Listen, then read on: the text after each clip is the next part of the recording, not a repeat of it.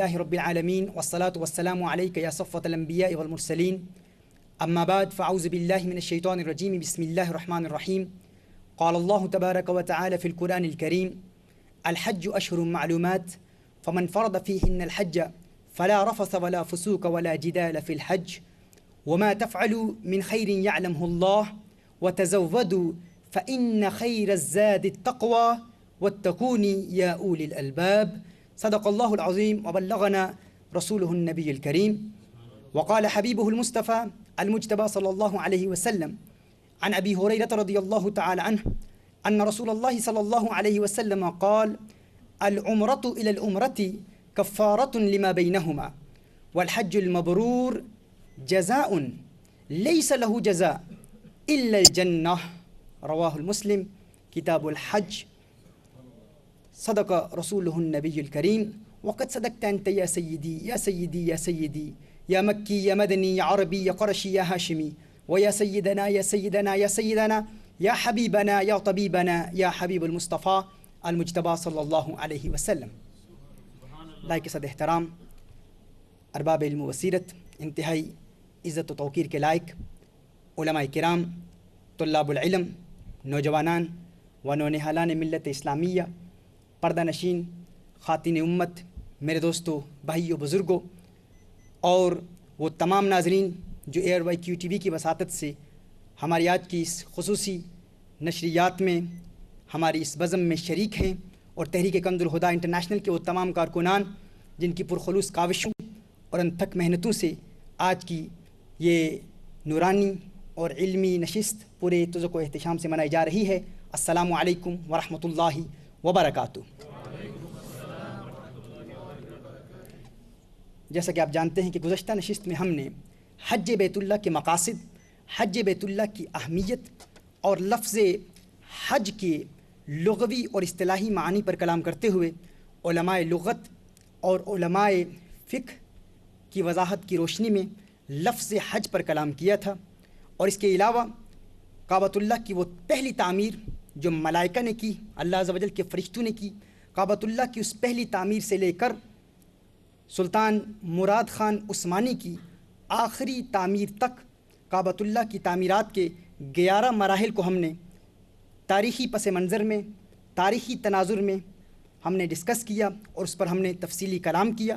اور اس کے علاوہ کعبۃ اللہ کی فضیلت کے اسباب پر کلام کرتے ہوئے ہم نے اس حقیقت کو اجاگر کرنے کی کوشش کی تھی کہ کعبۃ اللہ کو جو فضیلت ملی ہے وہ اللہ کے پیاروں کی وجہ سے ملی ہے، اور اس اصول کو بیان کیا تھا کہ کوئی چیز، کوئی جگہ اور کوئی وقت از خود بابرکت نہیں ہو جاتے. اگر کسی جگہ کو برکت ملتی ہے، کسی چیز کو برکت ملتی ہے یا کسی وقت کو برکت حاصل ہوتی ہے تو اللہ کے کسی پیارے کی نسبت کی وجہ سے حاصل ہوتی ہے. اس حوالے سے ہم نے حج بیت اللہ کے حوالے سے مناسک کے حج پر کلام کرتے ہوئے حج بیت اللہ کی مثالیں دے کر اس بات کو واضح کیا تھا کہ حجاج کرام حج کے دوران جتنے بھی اعمال کرتے ہیں ان کے تمام اعمال کسی نہ کسی اللہ کے پیارے کی یادگار کو قائم کرتے ہیں. اس حوالے سے آپ نے یہ بھی سماعت فرمایا کہ ان الصفا والمروہ من شعائر اللہ، صفا اور مروہ یہ اللہ کے شعائر میں سے ہیں، اللہ کی نشانیوں میں سے ہیں. اب سوال یہ پیدا ہوتا ہے کہ یہ اللہ کی نشانیاں کیسے ہیں، یہ اللہ کی نشانیاں کیسے بن گئے؟ اللہ کی نشانیاں یہ ایسے ہیں کیونکہ ان جگہوں کو اللہ کے پیاروں سے نسبت حاصل ہے. اس پر ہم نے تفصیل سے کلام کیا تھا. اور اللہ کے پیاروں سے جو جگہ منسوب ہو جائے، جو وقت منسوب ہو جائے، جو چیز منسوب ہو جائے وہ مبارک ہو جاتی ہے. اور ایسی جگہوں کو اللہ عز و جل ارشاد فرماتا ہے کہ یہ اللہ کی نشانیاں ہیں، اللہ کے شاعر ہیں، اللہ کی نشانیاں ہیں. اور آج اگر کوئی شخص کہے، شیطان اگر ذہن میں وسوسہ پیدا کرے کہ ہم اولیاء اللہ کی یادگار کیوں مناتے ہیں، اولیاء اللہ جہاں بیٹھتے ہیں، اللہ کے مقربین، اللہ کے انبیاء، اللہ کے پیارے جہاں بیٹھتے ہیں، ہم ان جگہوں کا بھی احترام کرتے ہیں، جہاں سے گزرتے ہیں ان جگہوں کا بھی ہم احترام کرتے ہیں، اللہ کے پیاروں کی بیٹھک کا بھی اہتمام کرتے ہیں. تو اس کا احترام کا کوئی انکار نہیں کر سکتا. وہ اس لیے کیونکہ ہم نے حج کے سفر سے اس بات کو ثابت کیا، سفر حج اور مناسک حج سے اس بات کو ثابت کیا کہ جتنے بھی مناسک حج ہیں اور حجاج کے جتنے بھی اعمال ہیں، صفا ہے، مروہ ہے، مقام ابراہیم ہے، رمی الجمرات ہے، یہ تمام اعمال، یہاں تک کہ مائے زمزم ہے اور مائے زمزم کی برکات، مائے زمزم سے حاصل ہونے والی شفا، ان تمام پر کلام کرتے ہوئے ہم نے یہ تفصیل سے اس بات کو واضح کیا کہ کوئی شخص اس بات کا انکار نہیں کر سکتا کہ اللہ کے پیاروں سے جو جگہ منسوب ہو جائے وہ جگہ بابرکت ہو جاتی ہے، اس سے شفا بھی حاصل کی جا سکتی ہے۔ یہاں تک کہ اگر کوئی شخص اس کو بدعت کہے، اس کو شرک کہے، تو وہ یاد رکھے خلاق کائنات ارشاد فرماتا ہے وَمَن يُعَظِّمْ شَعَائِرَ اللَّهِ، جو اللہ عز و جل کے شعائر کا احترام کرے، جو اللہ کی نشانیوں کی تکریم کرے، تعظیم کرے، فرمایا ذَلِكَ مِن تَقْوَى الْقُلُوبِ، کہ یہ دلوں کا تقویٰ ہے۔ وہ شخص مشرک نہیں ہوگا، وہ بدعتی نہیں ہوگا، وہ متقی ہوگا، پرہیزگار ہوگا۔ آج کی اس نشست میں ہم گزشتہ نشست کا ایک خلاصہ میں نے پیش کیا ہے، اور آج کی اس نشست میں ہم حج کی اسپرچل ڈائمنشنز پر کلام کریں گے کہ حج کی روح کیا ہے، حج کی روحانیت کیا ہے، حج کی اسپرچوالٹی کیا ہے، حج کی روحانی پہلو پر ہم کلام کریں گے۔ اور جیسا کہ آپ جانتے ہیں کہ ہم نے ماضی میں نماز کے حوالے سے کلام کیا تھا، گزشتہ نشست میں بھی ہم نے نماز کی فزیکل فارم اور اسپرچل فارم پر انگلش میں کلام کیا تھا۔ خلاصہ عرض یہ دیتا ہوں کہ نماز کی بھی ایک فزیکل فارم ہے اور نماز کی بھی ایک اسپرچل فارم ہے۔ جو نماز ہم ادا کرتے ہیں، نماز کا بھی ایک جسم ہے اور نماز کی ایک روح ہے۔ اکثر لوگ کہتے ہیں کہ اللہ عز و جل قرآن میں ارشاد فرماتا ہے ان الصلاۃ تنہی عن الفحشاء والمنکر، کہ نماز انسان کو برائیوں سے روکتی ہے، نماز انسان کو ناشائستہ حرکتوں سے روکتی ہے، بے حیائی سے روکتی ہے۔ لیکن فلاں شخص تو اتنے عرصے سے نماز پڑھ رہا ہے، وہ غیبت بھی کرتا ہے، گناہ بھی کرتا ہے، حرام کاروبار بھی کر رہا ہے، وہ شخص ظالم بھی ہے، وہ شخص سود کے معاملات میں بھی ملوث ہے، نماز پڑھتا ہے لیکن اس کی نماز اسے گناہوں سے کیوں نہیں روکتی؟ اکثر یہ سوال کیا جاتا ہے، یہ اعتراض کیا جاتا ہے کہ قرآن تو کہتا ہے کہ نماز انسان کو ہر قسم کی برائی سے روکتی ہے، ہر قسم کی ناشائستہ حرکتوں سے روکتی ہے، نماز گناہوں کو ختم کر دیتی ہے، اور نماز تو انسان کی محافظ بن جاتی ہے، انسان کی حفاظت کرتی ہے۔ لیکن کیا وجہ ہے کہ فلاں شخص ایک مدت سے نماز پڑھ رہا ہے، اس کی نماز اسے گناہوں سے کیوں نہیں بچاتی؟ تو اس حوالے سے ہم نے کلام کیا تھا کہ حضور اکرم صلی اللہ علیہ وآلہ وسلم نے خود ارشاد فرمایا، جب اسی آیت کی تفسیر حضور اکرم صلی اللہ علیہ وسلم کی بارگاہ میں پوچھی گئی تو رسالت مآب صلی اللہ علیہ وسلم نے ارشاد فرمایا من لم تنہہ صلاۃہ عن الفحشاء والمنکر فلا صلاۃ لہ۔ حضور نے ارشاد فرمایا جس کی نماز اسے گناہوں سے نہیں بچاتی، اس کی نماز نماز ہی نہیں ہے۔ یعنی ہر چند کہ اس کا فرض تو ادا ہو جاتا ہے، وہ نماز پڑھتا ہے، نماز کی ادائیگی سے اس کا فرض تو ادا ہو جاتا ہے، لیکن یہ وہ کامل نماز نہیں ہے جو انسان کو گناہوں سے بچاتی ہے، یہ وہ کامل نماز نہیں ہے جو انسان کو فحاشی سے بچاتی ہے، جو انسان کو برائیوں سے بچاتی ہے۔ اور وہ کون سی نماز ہے جو انسان کو برائیوں سے بچاتی ہے؟ وہ نماز ہے جس میں نماز کا جسم بھی موجود ہو اور نماز کی روح بھی موجود ہو۔ اب نماز کا جسم کیا ہے، نماز کی فزیکل فارم کیا ہے اور نماز کی اسپرچل فارم کیا ہے؟ سماعت فرما لیجئے، نماز کا جسم کیا ہے؟ نماز کا جسم ہے کہ احکام شریعت کے مطابق، رسالت مآب صلی اللہ علیہ وآلہ وسلم کی سنت کے مطابق نماز ادا کرنا، تمام ارکان نماز، رکوع، سجدہ، پورے اطمینان، پورے وقار اور سکون کے ساتھ رسالت مآب صلی اللہ علیہ وسلم کی سنت کے مطابق ادا کرنا، یہ نماز کے جسم کا پہلا حصہ ہے۔ اور نماز کے جسم کا دوسرا حصہ کیا ہے کہ جو نماز ہم ادا کرتے ہیں مکمل طور پر تجوید کے قوانین کے ساتھ، الفاظ کی درست ادائیگی کے ساتھ، جو نماز میں ہم قرآن کریم کی آیات کی تلاوت کرتے ہیں وہ قرات اور اس کے علاوہ تسبیحات اور تکبیرات، یہ تمام درست ادائیگی الفاظ کے ساتھ ادا کرنا، یہ نماز کا جسم ہے۔ نماز کا جسم کیا ہے؟ نماز کی فزیکل فارم دو چیزیں ہیں، ایک تو فقہ کے مسائل کو سمجھنا اور شریعت مطہرہ کے عین مطابق نماز ادا کرنا، اور دوسرا تجوید کے مخارج کو سیکھ کر ان کو نماز میں امپلیمنٹ کرتے ہوئے نماز ادا کرنا، یہ نماز کی فزیکل فارم ہے۔ نماز کی اسپرچل فارم کیا ہے کہ ابتدائی نماز سے لے کر، نماز کی شروع سے لے کر انتہائی نماز تک پوری توجہ، پوری یکسوئی اور انہماک کے ساتھ اور مکمل محویت قلب کے ساتھ نماز ادا کرنا، دنیا کے خیالات کو دل سے نکال کر نماز ادا کرنا، یہ نماز کی اسپرچل فارم ہے۔ جب انسان نماز کی فزیکل اور اسپرچل فارم کے مجموعے کے ساتھ نماز ادا کرتا ہے تو یہ وہ نماز ہے جو انسان کو گناہوں سے بچا لیتی ہے۔ اور اگر کوئی شخص توجہ کے ساتھ نماز ادا کرے لیکن فقہ کے مسائل نہیں جانتا ہے، لوگ کہتے ہیں ہمارے دادا حضور ایک مدت سے نماز ادا کر رہے ہیں، نماز پڑھتے ہیں، روتے بھی ہیں، رکت بھی طاری ہوتی ہے، انہیں تو یکسوئی حاصل ہے، لیکن ان کی نماز انہیں گناہوں سے کیوں نہیں بچاتی؟ لوگ کہتے ہیں کہ فلاں بزرگ بہت زیادہ یکسوئی کے ساتھ نماز ادا کرتے ہیں لیکن پھر بھی غیبت کر رہے ہیں، گناہ کر رہے ہیں، جھوٹ بولتے ہیں، چغلی کرتے ہیں اور دیگر گناہوں میں ملوث ہیں، ان کی نماز انہیں گناہوں سے کیوں نہیں بچاتی؟ تو عین ممکن ہے کہ ان کی نماز کی روح نماز میں موجود ہو لیکن نماز کے مسائل نہیں جانتے، نماز سیکھ کر ادا نہیں کر رہے۔ اسی طرح لوگ کہتے ہیں کہ فلاں قاری صاحب بہت اچھے قاری ہیں، بہت اچھے عالم ہیں، فقہ کے عالم ہیں اور بہت پیارا قرآن پڑھتے ہیں، قرآن کریم کی بہت اچھی قرات کرتے ہیں، لیکن کیا وجہ ہے کہ وہ اتنی پیاری نماز ادا کرنے کے باوجود وہ بھی گناہ کر رہے ہوتے ہیں، نماز کے بعد وہ بھی گناہ کرتے ہیں. اور آپ تو کہتے ہیں کہ نماز تنگ دستی بھی دور کرتی ہے، نماز ہر قسم کی مصیبت کو بھی دور کر دیتی ہے، لیکن ان کی نماز انہیں تنگ دستی سے کیوں نہیں بچاتی؟ وہ تو مصیبتوں کا رونا روتے رہتے ہیں، ان کی نماز انہیں برائیوں سے کیوں نہیں بچاتی؟ تو عین ممکن ہے کہ ان کی نماز میں فقہ کے احکام موجود ہوں، تجوید کے احکام موجود ہوں، ان کو مکمل طور پر ان پر عمل بھی کرتے ہوں، لیکن عین ممکن ہے کہ نماز میں انہیں یکسوئی حاصل نہ ہو، توجہ حاصل نہ ہو. نماز پڑھ رہے ہوں لیکن دنیا کے خیالات ان کے ذہن اور قلب پر غالب ہوں.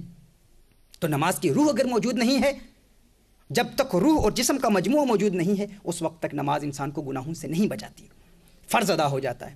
عین اسی طرح جس طرح نماز کی روح اور جسم ہے، اسی طرح حج کا بھی جسم بھی ہے اور روح بھی ہے. افسوس اس بات پر ہے کہ لوگ نماز کے جسم کو سمجھنے کی کوشش کرتے ہیں، حج کی بھی بنیادی مسائل اکثر لوگ پڑھنے کی کوشش کرتے ہیں یا سفر پر ہی سیکھ لیتے ہیں، لیکن حج کی روح تک رسائی حاصل کرنے کی کوشش کم لوگ کرتے ہیں. اکثر لوگوں کو اس کا علم ہی نہیں ہے، اکثر لوگوں کو پتہ ہی نہیں ہے کہ حج کی روح ہے کیا. تو یاد رکھیے، وہ جتنی احادیث مصطفیٰ صلی اللہ علیہ وآلہ وسلم ہیں جو اس بات پر دلالت کرتی ہیں کہ حج انسان کو گناہوں سے پاک کر دیتا ہے، اس میں کوئی شک نہیں ہے. سیدنا ابو ہریرہ رضی اللہ تعالیٰ عنہ روایت فرماتے ہیں، عن ابی ہریرہ رضی اللہ تعالیٰ عنہ قال رسول اللہ صلی اللہ علیہ وسلم من اتى هذا البيت فلم يرفث ولم يفسق رجع كما ولدته امه. امام بخاری اور امام مسلم نے اس حدیث کو روایت فرمایا. رسالت مآب صلی اللہ علیہ وآلہ وسلم ارشاد فرماتے ہیں، متفق علیہ حدیث ہے، سیدنا ابو ہریرہ رضی اللہ تعالیٰ عنہ راوی ہیں، میرے آقا صلی اللہ علیہ وسلم نے ارشاد فرمایا، جسے حج بیت اللہ کی سعادت حاصل ہوئی اور اس نے رفث نہیں کیا اور فسق نہیں کیا. رفث پر ہم انشاءاللہ تفصیلی کلام کریں گے، فسق پر بھی تفصیلی کلام کریں گے کہ رفث اور فسق کیا ہے. حضور نے ارشاد فرمایا، جس نے حج کیا اور رفث اور فسق سے اجتناب کرتا رہا، بچتا رہا، میرے آقا نے ارشاد فرمایا جب وہ لوٹے گا، حج سے لوٹے گا تو یوں لوٹے گا کہ جس طرح وہ دنیا میں آیا تھا اور پاک صاف تھا، جس طرح وہ پیدا ہوا تھا، وہ نومولود بچہ جیسے گناہوں سے پاک ہوتا ہے، حج اسے ایسے ہی گناہوں سے پاک کر دے گا. اس میں کوئی شک نہیں، حج انسان کو گناہوں سے پاک کرتا ہے. حضور اکرم صلی اللہ علیہ وسلم کا ارشاد ہے، رسالت مآب صلی اللہ علیہ وسلم نے ارشاد فرمایا، عن ابی ہریرہ رضی اللہ تعالیٰ عنہ قال رسول اللہ صلی اللہ علیہ وسلم الحجاج والعمار وفد اللہ ان دعوه اجابهم وان استغفروه غفر لهم. ابن ماجہ نے اس حدیث کو روایت کیا ہے، سنن ابن ماجہ میں یہ حدیث ہے. میرے آقا صلی اللہ علیہ وسلم ارشاد فرماتے ہیں، یہ جتنے حاجی ہیں، حجاج اور عمار، معتمرین، عمرہ کرنے والے اور حج کرنے والے، یہ تو اللہ کے مہمان ہوا کرتے ہیں، یہ اللہ کے مہمان ہیں. میرے آقا نے ارشاد فرمایا جب یہ دعائیں کرتے ہیں تو اللہ تعالیٰ ان کی دعائیں قبول کرتا ہے، اور جب یہ مغفرت طلب کرتے ہیں، جب یہ گناہوں کی مغفرت طلب کرتے ہیں تو اللہ عز و جل انہیں بخش دیتا ہے، ان کے گناہوں کو معاف فرما دیتا ہے. مستجاب الدعوات ہوتے ہیں. لوگ کہتے ہیں فلاں حاجی صاحب 12 حج کر چکے ہیں لیکن ان کی دعائیں تو قبول نہیں ہوتی. وہ مستجاب الدعوات کیوں نہیں ہیں؟ وہ تو ہمیشہ مصیبتوں کا رونا روتے رہتے ہیں. وہ کہتے ہیں فلاں مصیبت ہے، تنگ دستی ہے، پریشانی ہے، گناہ بھی کرتے ہیں، لیکن ان کا حج انہیں گناہوں سے کیوں نہیں بچاتا؟ جبکہ حضور اکرم صلی اللہ علیہ وسلم نے ارشاد فرمایا ہے کہ حج یہ گناہوں سے بھی پاک کر دیتا ہے، مستجاب الدعوات بھی کر دیتا ہے، اور انسان کے ماضی کے تمام گناہوں کو اللہ عز و جل اس حج کی برکت سے معاف فرما دیتا ہے. اسی طرح میرے آقا صلی اللہ علیہ وآلہ وسلم کا فرمان ہے، عن ابی ہریرہ رضی اللہ تعالیٰ عنہ قال رسول اللہ صلی اللہ علیہ وسلم. اور یہ جتنے بھی حدیث مصطفیٰ صلی اللہ علیہ وسلم ہیں، یاد رکھیے ہم ان پر ایمان رکھتے ہیں، ہمیں ان پر مکمل طور پر یقین ہے. یہ میرے آقا صلی اللہ علیہ وآلہ وسلم کا فرمان ہے. میرے آقا ارشاد فرماتے ہیں، ان رسول اللہ صلی اللہ علیہ وسلم قال العمرۃ الی العمرۃ کفارۃ لما بینہما والحج المبرور لیس له جزاء الا الجنہ. صحیح مسلم کی حدیث ہے. میرے آقا صلی اللہ علیہ وسلم نے ارشاد فرمایا کہ یہ جو عمرہ ہے، دو عمروں کے مابین انسان جتنے بھی گناہ کرتا ہے، یہ عمرہ ان تمام گناہوں کا کفارہ بن جاتا ہے. اور فرمایا حج مبرور تو ایسا ہے کہ اس کی جزا جنت ہی ہے. جو حج مبرور ادا کرتا ہے اس کی جزا جنت ہی ہے. اور اسی طرح سیدنا عبداللہ ابن مسعود رضی اللہ تعالیٰ عنہما کی وہ روایت مجھے یاد آ رہی ہے کہ حضور اکرم صلی اللہ علیہ وآلہ وسلم نے ارشاد فرمایا، رسالت مآب صلی اللہ علیہ وسلم ارشاد فرماتے ہیں کہ یہ حج اور عمرہ انسان کو محتاجی اور گناہوں سے ایسے دور کر دیتے ہیں. حج اور عمرہ انسان کو محتاجی سے ایسا پاک کر دیتے ہیں، ایسا دور کر دیتے ہیں کہ جس طرح کسی بھٹی میں لوہے، چاندی اور سونے کو ڈالا جائے، اور جس طرح بھٹی لوہے، چاندی اور سونے سے میل کو دور کر دیتی ہے، عین اسی طرح حج اور عمرہ انسان سے محتاجی اور گناہوں کو دور کر دیتے ہیں. سوال پھر وہی ہے، سوالیہ نشان ابھی تک موجود ہے کہ محتاجی کا رونا لوگ روتے ہیں. 12 حج کیے، 50 عمرے کیے، لیکن ابھی بھی محتاج ہیں. ابھی بھی کہتے ہیں کہ تنگ دستی ہے، پریشانی ہے، کیا وجہ ہے کہ حج ان کو گناہوں سے بچاتا کیوں نہیں ہے؟ اس کی وجہ یہ ہے کہ حج کی روح تک رسائی حاصل نہیں ہے۔ اب سوال یہ پیدا ہوتا ہے کہ حج کا جسم کیا ہے اور حج کی روح کیا ہے؟ حج کا جسم کیا ہے اور حج کی روح کیا ہے؟ حج کا جسم جس طرح نماز کا جسم فقہی مسائل ہیں، اسی طرح حج کا جسم بھی وہی ہے، یعنی حج کو رسالت مآب صلی اللہ علیہ وسلم کی سنت کے مطابق ادا کرنا، حج کے تمام مسائل کا سیکھنا، حج کے تمام مسائل کو سمجھنا، حج کے جتنے بھی مسائل ہیں جنایات کے حوالے سے ہے، احرام کے حوالے سے جتنے مسائل ہیں، وقوف عرفہ ہے، رمی جمرات ہے، طواف ہے کعبہ ہے، سعی ہے، صفا مروہ کے مابین جو سعی کی جاتی ہے اس کے جتنے مسائل ہیں، ان تمام مسائل کو سیکھنا، مزدلفہ میں قیام کے مسائل کو سیکھنا، یہ تمام حج کا جسم ہے، اور ان مسائل کو سیکھ کر ان پر عمل کرنا یہ حج کا جسم ہے۔ حج کی روح کیا ہے؟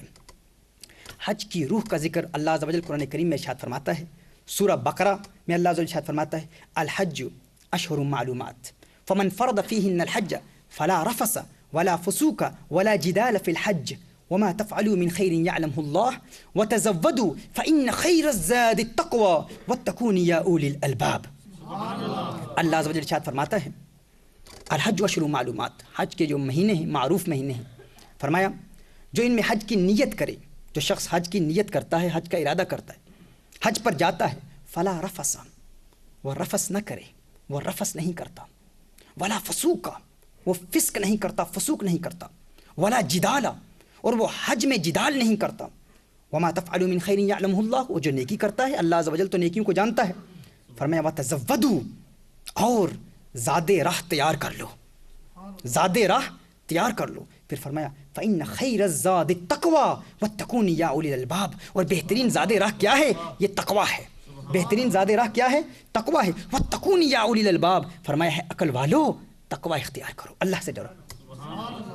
آئیے ہم اس قرآن کریم کی آیت کو مفسرین کی آراء کی روشنی میں سمجھنے کی کوشش کرتے ہیں کہ اس آیت کریمہ میں رفث سے مراد کیا ہے، رفث کیا ہے۔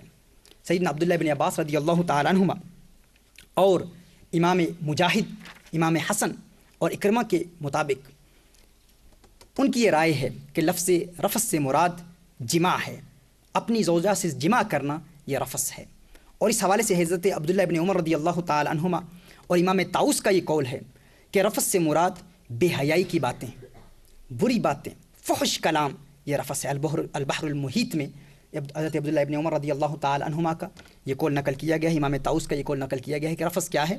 وہ کہتے ہیں کہ رفث سے مراد یہ ہے بے حیائی کی باتیں کرنا، فحاشی کی باتیں کرنا، فحش کلامی، یہ رفث ہے، اور اپنی زوجہ سے بے حیائی کی باتیں کرنا اور جماع کی باتیں کرنا یہ بھی رفث میں شامل ہے۔ غور کیجیے، امام ابن کثیر میں ہے، ابن کثیر کہتا ہے کہ رفث کا جو ادنا درجہ ہے، رفث کا ادنا درجہ یہ ہے کہ انسان اگر دوران حج اپنی زوجہ سے بھی جماع کے بارے میں کلام کرے تو وہ رفث کا مرتکب ہے۔ اگر اپنی زوجہ سے بھی رفث کے بارے میں بات کرے، اور رفث میں بے حیائی کی باتیں کرنا، جماع کی طرف اشارہ کرنا، کنایتاً اشارتاً جماع کا تذکرہ کرنا، یہ بھی رفث میں شامل ہے۔ غور کریں، اگر انسان اپنی زوجہ سے، اور مثال بیان کی ہے کہ اگر کوئی شخص اپنی زوجہ سے کہے کہ احرام سے نکل کر ہم جماع کریں گے تو یہ بھی رفث میں شامل ہے، داخل ہے۔ یا نبی سلام علیکہ، یا رسول سلام علیکہ، یا حبیب سلام علیکہ، یا نبی سلام علیکہ، یا رسول سلام علیکہ، یا حبیب سلام علیکہ۔ اور جو شخص حج پر جا کر فحش کلامی کرتا ہے، ناشائستہ کلمات اس کی زبان سے صادر ہوتے ہیں، تو حج کی روح اسے حاصل نہیں ہوتی۔ تو حج کی روح حاصل کرنے کے لیے سب سے پہلی بات کیا ہے؟ حج کی روح کی پہلی جز کیا ہے؟ رفث سے اجتناب کرنا، رفث سے بچنا۔ دوسری بات اللہ عز و جل فرماتا ہے وَلَا فَسُوقَ، اور فسوق سے بچنا۔ مفسرین فرماتے ہیں فسوق سے مراد ہر قسم کا گناہ ہے، انسان کے ہاتھ کا گناہ، زبان کا گناہ، آنکھ کے گناہ سے بچنا، زبان کے گناہ سے بچنا، ہاتھ کے گناہ سے بچنا، پاؤں کے گناہ سے بچنا، پیٹ کے گناہ سے بچنا، خیالات کے گناہ سے بچنا، ہر قسم کے گناہوں سے اجتناب کرنا، ہر قسم کے گناہوں سے بچنا، یہ فسوق ہے، یہ فسوق سے بچنا ہے۔ اللہ عز و جل فرماتا ہے لا فسوق، کہ فسوق کا ارتکاب نہیں کرنا۔ اور پھر فرمایا ولا جدال فی الحج، اور حج میں جدال نہیں ہے، حج میں جدال نہیں کرنا۔ یہ حج کی روح کی تیسری جز ہے۔ حج کی روح کا پہلا حصہ کیا ہے؟ رفث سے بچنا، دوسرا حصہ کیا ہے؟ فسوق سے بچنا، اور تیسرا حصہ کیا ہے؟ جدال سے بچنا۔ جدال کیا ہے؟ فرمایا جدال یہ ہے ہر قسم کے جھگڑے سے بچنا، ہر قسم کی بحث سے بچنا، ہر قسم کی آرگیومنٹ سے بچنا، ہر قسم کے مناظروں سے بچنا، ہر قسم کے اختلافات سے بچنا۔ اپنے معلم سے اختلاف ہو جائے تو اختلاف نہ کرنا، جھگڑا نہ کرنا۔ اگر ہوٹل میں کمرہ نہ ملے اس پر بھی جھگڑا نہیں کرنا، اگر ٹیکسی والا لیٹ آئے اس پر بھی جھگڑا نہیں کرنا، اگر کسی نے وعدہ کیا اور وعدہ وفا نہیں کیا، وعدے کے مطابق آپ کو جگہ نہیں ملی، تو آپ نے یاد رکھنا ہے کہ میں حج کے سفر پر ہوں جو مجھے سفر آخرت کی یاد دلا رہا ہے۔ میں نے حج کی روح کی تیسری جز تک رسائی اسی صورت میں حاصل کرنی ہے کہ اگر میں ہر قسم کے فسوق سے اجتناب کروں گا۔ یہاں تک فرمایا کہ حج کے ارکان پر جھگڑا کرنا، حج کے ارکان میں اختلاف کرنا اور آپس میں بحث و مباحثہ کرنا، یہ بھی جدال میں شامل ہے۔ جدال سے بچنا ہے، یہ حج کی روح کی تیسری جز ہے۔ اور چوتھی جز کیا ہے؟ فرمایا وَتَزَوَّدُوا، اور زاد راہ تیار کرنا، زاد راہ تیار کرنا، سامان سفر تیار کرنا۔ حج پر جانے کا جو سامان ہے، جس قسم کا سامان درکار ہے، اس سامان کو تیار کرنا۔ اب اس پر مفسرین کے اقوال ہیں۔ ایک قول تو یہ ہے جسے سیدنا عبداللہ ابن عباس رضی اللہ تعالیٰ عنہما نے روایت فرمایا، صحیح بخاری کی حدیث ہے۔ عبداللہ ابن عباس رضی اللہ تعالیٰ عنہ روایت فرماتے ہیں کہ تزودو کا معنی کیا ہے؟ وہ فرماتے ہیں یمن کے کچھ لوگ تھے، یہ جب بھی حج پر جاتے، یمن کے لوگ جب بھی حج پر جاتے تو یہ کہتے کہ ہمیں زاد راہ کی ضرورت نہیں ہے، ہمیں سامان سفر کی ضرورت نہیں ہے، ہم اللہ پر توکل کرتے ہیں، ہم متوکل ہیں، ہم توکل والے ہیں، ہم سارا کچھ اللہ پر چھوڑتے ہیں، اللہ عز و جل ہمارے سفر کے سامان کا اہتمام خود کرے گا۔ لیکن جب یمن کے لوگ حج پر جاتے اور وہاں پر جب زاد راہ ملتا نہ، جب زاد راہ موجود نہ ہوتا، سامان سفر ساتھ موجود نہ ہوتا، تو بھیک مانگنا شروع کر دیتے، سوال کرنا شروع کر دیتے، لوگوں سے بھیک مانگتے اور کہتے ہماری مدد کرو۔ تو رسالت مآب صلی اللہ علیہ وآلہ وسلم کی وضاحت کے مطابق اور سیدنا عبداللہ بن عباس رضی اللہ تعالیٰ عنہما کی اس روایت کے مطابق قرآن کریم کی اس آیت کا شان نزول یہ ہے، اور امام بخاری نے اسے صحیح بخاری میں نقل کیا ہے کہ قرآن کریم کی اس آیت کا معنی کیا ہے، وَتَزَوَّدُوا کا معنی کیا ہے؟ اس کا معنی یہ ہے کہ سامان سفر ساتھ لے کر جاؤ، زاد راہ تیار کر کے جاؤ۔ ایک روایت کے مطابق اس کا معنی یہ ہے، اور دوسری روایت میں مفسرین کہتے ہیں کہ وہ تزودو کا معنی یہ بھی ہے کہ آخرت کے سفر کی تیاری کرو، حج کے سفر کے ذریعے سفر آخرت کی تیاری کرو، حج کے سفر کو دیکھ کر آخرت کے سفر کی تیاری کرو۔ اور امام آلوسی رحمۃ اللہ تعالی نے ارشاد فرمایا ہے کہ حج کے سفر کے ذریعے میدان محشر کو یاد کرو اور محشر کے سفر کو یاد کرو، یہی زاد راہ ہے۔ اور اس کی مزید وضاحت اس آنے والی آیت میں آتی ہے، فرمایا فَإِنَّ خَيْرَ الزَّادِ التَّقْوَى وَاتَّقُونِ يَا أُولِي الْأَلْبَابِ۔ فرمایا بہترین زاد راہ کیا ہے، بہترین سفر کا سامان کیا ہے؟ وہ تقویٰ ہے۔ بہترین زاد راہ کیا ہے؟ تقویٰ ہے۔ وَاتَّقُونِ يَا أُولِي الْأَلْبَابِ، فرمایا ہے عقل والو، ہے سمجھدارو، ہے دانش مندو، ہے عقل رکھنے والو، اللہ سے ڈرو، کیونکہ جو اللہ سے ڈرتا ہے وہی عقل والا ہوتا ہے۔ اگر ہم حج کے سفر پر غور کریں، پورے سفر حج پر غور کریں، تو حاضرین مجلس اور ناظرین کرام، یہ سارا سفر حج ہمیں آخرت کے سفر کی یاد دلاتا ہے۔ سفر حج کا ایک ایک حصہ ہمیں آخرت کے سفر کی تیاری کراتا ہے، لیکن اس کے لیے حج کی روح کو سمجھنا ضروری ہے کہ سفر حج ہمیں آخرت کے سفر کی تیاری کیسے کراتا ہے۔ اس پر انشاءاللہ تعالی ہم تفصیلی کلام کریں گے اور ایک ایک حاجی کے ہر ہر عمل کو دیکھیں گے۔ حاجی کا ہر ہر عمل اسے سفر آخرت کے لیے تیار کر رہا ہوتا ہے، لیکن ہم اس پر غور نہیں کرتے۔ بے شمار لوگ ایسے ہیں بار بار حج کی سعادت حاصل ہوگی، لیکن انہیں اس بات کا علم ہی نہیں ہے کہ سفر حج آخرت کے سفر کی تیاری کیسے کراتا ہے۔ غور کیجیے، فرمایا وَاتَّقُونِ يَا أُولِي الْأَلْبَابِ، اور تقوی اختیار کرو ہے عقل والو۔ اب یہ تقوی کیا ہے؟ تقوی کیا ہوتا ہے؟ طلاب العلم بیٹھے ہیں، صاحبان علم بیٹھے ہیں۔ وقا یقی، اتقا یتقی کا صلہ جب اللہ کی ذات ہو تو اس کا معنی ہوتا ہے ڈرنا۔ جب اتقا کے بعد اللہ کا نام آئے تو اس کا معنی ہوتا ہے ڈرنا، اللہ سے ڈرنا۔ اور جب اس کا صلہ غیر اللہ ہو تو اس کا معنی ہے بچنا۔ یعنی تقوی کیا ہے؟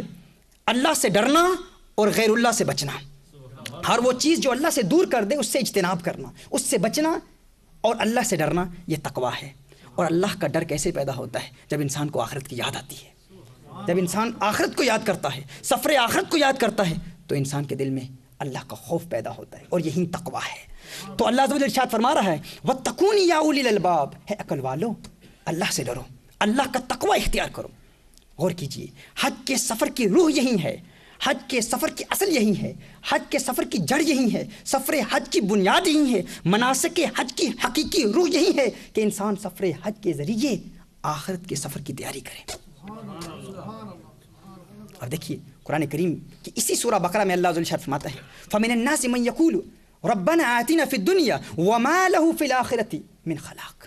اللہ عز و جل فرماتا ہے کہ بیشتر لوگ ایسے ہیں، لوگوں میں ایسے بھی ہیں جو حج ادا کرنے کے بعد پھر دعائیں کرتے ہیں، اور ان کی دعا کیا ہوتی ہے؟ ہے اللہ مجھے اولاد دے دے، ہے اللہ مجھے رزق دے دے، ہے اللہ مجھے مال دے دے، ہے اللہ مجھے شہرت دے دے، ہے اللہ مجھے دولت دے دے، ہے اللہ فلاں مصیبت ٹال دے، فلاں مشکل دور فرما دے، تنگ دستی دور فرما دے، پریشانی دور فرما دے، تجارت میں کامیابی دے دے۔ اللہ تعالی ارشاد فرماتا ہے حج کرنے کے بعد بھی وہ اللہ سے دنیا ہی مانگ رہے ہیں، حج کرنے کے بعد بھی اللہ سے دنیا کا مطالبہ کر رہے ہیں۔ اللہ عز و جل ارشاد فرماتا ہے کہ ایسے لوگوں کے لیے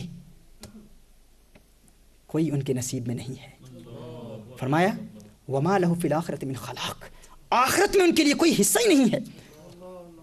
پھر فرمایا وَمِنَ النَّاسِ مَن يَقُولُ رَبَّنَا آتِنَا فِي الدُّنْيَا حَسَنَةً وَفِي الْآخِرَةِ حَسَنَةً وَقِنَا عَذَابَ النَّارِ۔ اور کچھ ایسے لوگ ہیں جو حج کرنے کے بعد یہ دعا کرتے ہیں کہ اللہ ہمیں دنیا میں بھی اچھائی عطا فرما، دنیا میں بھی بھلائی عطا فرما۔ پھر ان کی دعا کیا ہوتی ہے؟ فرمایا ان کی یہ دعا ہوتی ہے کہ اللہ ہمیں آخرت میں بھی اچھائی عطا فرما، اور ہمیں عذاب جہنم سے بچا لے، عذاب نار سے بچا لے، دوزخ کے عذاب سے بچا لے۔ اللہ ارشاد فرماتا ہے اولئک لہم نصیب مما کسبوا واللہ سریع الحساب۔ فرمایا یہی وہ لوگ ہیں اولئک لہم نصیب مما کسبوا جن کے لیے ان کی کمائی کا حصہ اللہ عز و جل نے آخرت میں تیار کر رکھا ہے، واللہ سریع الحساب۔ فرمایا حج کی برکات یہی لوگ حاصل کرتے ہیں جو حج کے ذریعے اللہ سے دنیا نہیں مانگتے، حج کے ذریعے اللہ سے آخرت مانگتے ہیں۔ اور آخرت کیسے مانگتے ہیں؟ حج ادا کرنے کے بعد اللہ عز و جل سے یہی دعا کرتے ہیں کہ مولا ہمیں دنیا بھی عطا فرما لیکن عذاب جہنم سے بچا لے، عذاب نار سے بچا لے، دوزخ کے عذاب سے اللہ عز و جل سے اجتناب اور دوزخ کے عذاب سے چھٹکارے کی دعائیں مانگتے ہیں۔ فرمایا یہی وہ لوگ ہیں جو حج کی حقیقی برکات حاصل کرتے ہیں۔ واللہ سریع الحساب، کہا اللہ عز و جل جلد حساب لینے والا ہے، یعنی اللہ عز و جل انہیں بہت جلد وہ عطا کر دیتا ہے جو وہ مانگتے ہیں۔ اب غور کیجئے، اس میں بھی اللہ نے ارشاد فرمایا واتقوا اللہ، آخری الفاظ کیا ہیں؟ واتقوا اللہ واعلموا انکم الیہ تحشرون۔ حج کا مقصد کیا ہے؟ حج کی روح کیا ہے؟ فقط مناسک حج کی ادائیگی، فقط فرائض کی ادائیگی حج نہیں ہے۔ اللہ فرماتا ہے واتقوا اللہ، اللہ سے ڈرو، واعلموا انکم الیہ تحشرون۔ دوران حج اس بات کو یاد کرتے رہو اور یقین کر لو، علم حاصل کر لو، ایسا علم تمہیں حاصل ہو جائے حج کی ادائیگی کے بعد کہ یقیناً بروز قیامت مجھے اٹھایا جائے گا۔ محشر کے میدان میں جمع ہونا ہے، محشر کے میدان کو پورے سفر حج میں یاد کرتے رہو۔ حج کی ادائیگی کے دوران، ہر فرض کے دوران، ہر عمل کے دوران یہ یاد کرتے رہو کہ یہ حج کا سفر کیا ہے، اس کا مقصد کیا ہے کہ حج کے سفر کے ذریعے میں سفر آخرت کو یاد کرتا رہوں۔ سفر آخرت کو یاد کرتے رہنا یہی حج کے سفر کی روح ہے، یہی حج کے سفر کی بنیاد ہے۔ الحج اشہر معلومات فمن فرض فیہن الحج فلا رفث ولا فسوق ولا جدال فی الحج وما تفعلوا من خیر یعلمہ اللہ وتزودوا فإن خیر الزاد التقوى واتقون یا اولی الالباب۔ قرآن کریم کی اس آیت پر ہم نے کلام کیا اور اس بات کی وضاحت کی کہ قرآن کریم کی اس آیت میں 4 ان امور پر کلام کیا گیا ہے، 4 وہ باتیں ہیں جو حج کی روح ہیں۔ حج کے جسم کے حوالے سے تو آپ سماعت فرما چکے، حج کا جسم کیا ہے؟ مناسک حج کو شریعت مطہرہ کے قوانین کے مطابق ادا کرنا اور ان مسائل کا سیکھنا، ان پر عمل کرنا، یہ حج کا جسم ہے۔ اور حج کی روح کیا ہے؟ میں نے عرض کیا کہ حج کی روح کی پہلی جز کیا ہے؟ رفث سے بچنا، دوسرا فسوق سے بچنا، تیسرا جدال سے اجتناب کرنا، اور چوتھا قرآن کریم کی اس آیہ کریمہ اور مفسرین کرام کی آراء کی بنیاد پر ہم نے اس بات کو سمجھنے کی کوشش کی ہے کہ قرآن کریم کی اس آیت میں اس طرف اشارہ ہے کہ یہ تمام سفر حج دراصل سفر آخرت کی تیاری ہے۔ موت کی تیاری ہے۔ اب یہ سفر حج انسان کو آخرت کی تیاری کیسے کراتا ہے اور سفر آخرت کی یاد کیسے دلاتا ہے؟ اگر آپ سفر حج پر غور کریں اور سفر حج اور حجاج کے تمام اعمال پر غور کریں، حاجی کے ہر عمل پر غور کریں۔ حاجی جب بھی حج ادا کرتا ہے تو اس کا پہلا عمل کیا ہوتا ہے؟ سب سے پہلے وہ حج کی نیت کرتا ہے۔ حاجی حج کی نیت کرتا ہے۔ جب حاجی حج کی نیت کرتا ہے تو اس کا سب سے بڑا جذبہ کیا ہوتا ہے؟ اس کا منتہا نظر کیا ہوتا ہے؟ اس کا شوق کیا ہوتا ہے؟ اس کا جذبہ کیا ہوتا ہے؟ اس کے دل میں کیا تمنا پیدا ہوتی ہے؟ کیا خواہش ہوتی ہے؟ اس کے دل میں یہی خواہش ہوتی ہے، یہی خوشی ہوتی ہے کہ میں حج پر جاؤں گا، حرمین شریفین میں حاضر ہو جاؤں گا۔ جب حرمین شریفین میں حاضری کا شرف ملے گا تو کیا کروں گا؟ میں کعبۃ اللہ کو دیکھوں گا، کعبۃ اللہ کو دیکھوں گا، اللہ کے گھر کو دیکھوں گا، بیت اللہ کو دیکھوں گا۔ اور جب مدینۃ المنورہ میں حاضری کا شرف حاصل ہوگا تو کیا کروں گا؟ آقا صلی اللہ علیہ وسلم کے دیار کو دیکھوں گا، رسالت مآب صلی اللہ علیہ وسلم کے گنبد سبز کو دیکھوں گا۔ تو اس کے دل میں کیا تمنا ہوتی ہے، کیا آرزو ہوتی ہے؟ جب حاجی حج کے سفر پر جاتا ہے تو اس کا منتہا نظر کیا ہوتا ہے؟ اس کا جذبہ کیا ہوتا ہے؟ اس کی تمنا، اس کی خواہش کیا ہوتی ہے کہ میں کعبۃ اللہ کا دیدار کروں گا۔ کعبۃ اللہ کو دیکھنے کی خواہش اور تمنا اس کے دل میں مچل رہی ہوتی ہے۔ عین اسی طرح جب کوئی شخص اس دنیا سے سفر آخرت کے لیے تیاری کر رہا ہوتا ہے، رخت سفر باندھتا ہے، جب کوئی شخص اس دنیا سے اللہ عز و جل کی جانب جا رہا ہوتا ہے، جب اس کا انتقال ہو رہا ہوتا ہے، جب وہ نزع کی سختیوں میں مبتلا ہوتا ہے، عالم سکرات میں ہوتا ہے، جب سکرات کے عالم میں ہوتا ہے، تو اس وقت کیا اسے دنیا کے نظارے اچھے لگتے ہیں؟ کیا اسے دنیا کے حسین چہرے اچھے لگتے ہیں؟ وہ دنیا کے نظارے نہیں دیکھتا، دنیا کا حسن نہیں دیکھتا، دنیا کا حسن پھر اسے نہیں بھاتا۔ اس کے دل میں کیا تمنا ہوتی ہے؟ اس کے دل میں ایک ہی آرزو ہوتی ہے۔ جو حج پر جانے والا ہوتا ہے، جب حج کی نیت کرتا ہے تو اس کے دل میں کیا تمنا ہوتی ہے کہ میں کعبۃ اللہ کو دیکھوں گا۔ اور جو آخرت کے سفر پر جانے والا ہوتا ہے اس کے دل میں یہ تمنا ہوتی ہے کہ حاجی تو کعبۃ اللہ دیکھے گا، میں کعبۃ اللہ نہیں، میں اللہ دیکھوں گا۔